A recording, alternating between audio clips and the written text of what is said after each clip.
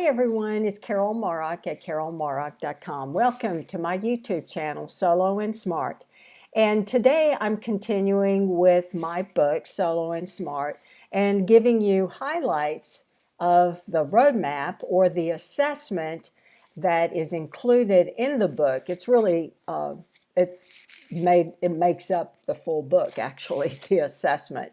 And what it does, it gives you an opportunity to evaluate and then measure and facilitate a better future.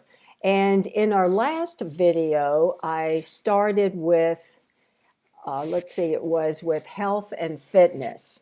And as you recall, I asked you 5 questions. Now, I want you to, I just want to highlight for you that this assessment that I'm doing for you today on YouTube, I'm only asking 5 questions per domain. And last week I did health and fitness. Today I'm talking about housing and location. So just to give you kind of go over a review or a review of what we talked about last week. In health, I asked the 5 questions. How well do you know your family and medical history? Are you able to control your body weight, the number of chronic diseases that you might be dealing with, and are you able to manage them appropriately? And what are your latest blood tests, medical screenings, and how healthy is your nutrition and diet? So as I asked last week, just rate these questions 1 through 10, 1 being that particular segment of that domain is an issue or a struggle for you, and 10, it's really effortless and you don't need to rectify it or modify it in any way. And then, of course, you would just record your value, the value of it. So today I want to talk about housing and go through the top 5 questions. Now remember, in the book you're getting the full assessment, which is 25 questions per life domain. And those domains are, just a quick overview, are health, fitness, housing and location, family and friends, support community, work purpose, spirituality and faith, money, finances, legal, fun and engagement, and transportation. Because these are the top issues that, as a caregiver, I saw that my family or my mom and dad had the most trouble with. So that's why I really encourage individuals, especially those who will be living alone, to start assessing and evaluating and then rectifying or modifying those aspects where you fall short. Because if you want to age well, it's very important that you get this circle as close to all 10s as possible. Now, you're not going to do that in a year or 2 years, because it took me close to 7 years to get my circle close to 8, 9, and 10 for each domain. So be patient with yourself and always do research and find new ways that will improve some aspect of these top domains.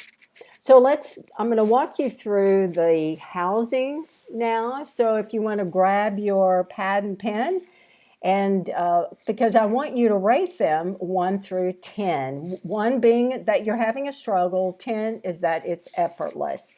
So for your housing, are you satisfied, or I should say, how satisfied are you with your lifestyle and the living conditions? Rate that 1 through 10. How satisfied are you with the affordability of property, the taxes, utilities, and other rising costs that have to do with where you live? What about the location? Is it easily accessible to shopping, nearby shopping, so you don't have to drive too much? You know, the price of gasoline is extremely high, and I'm grateful that I live in a location where I don't drive very much, so I save a lot of money on gas. So what about you? What is your location like? Do you have access to groceries and some light shopping? And are you able to pick up a couple of items of food that you might need for this evening's dinner, for example? And what about your monthly household budget? Are you satisfied with it? Or do you think it's too high? And would you like to cut it back? Well, in the assessment and then also in the resources I give you in the book, you can, well, I've actually listed some of the ways where you can cut back on your household budget.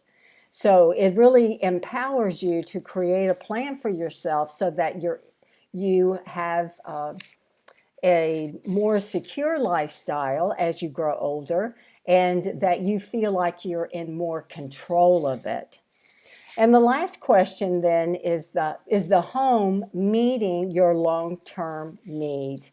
Meaning, are you able to age in place safely and securely? For example, when I lived in the suburbs, I lived in a two-story home. Well, my washer and dryer was upstairs, which that made me think at the time I was close to 62.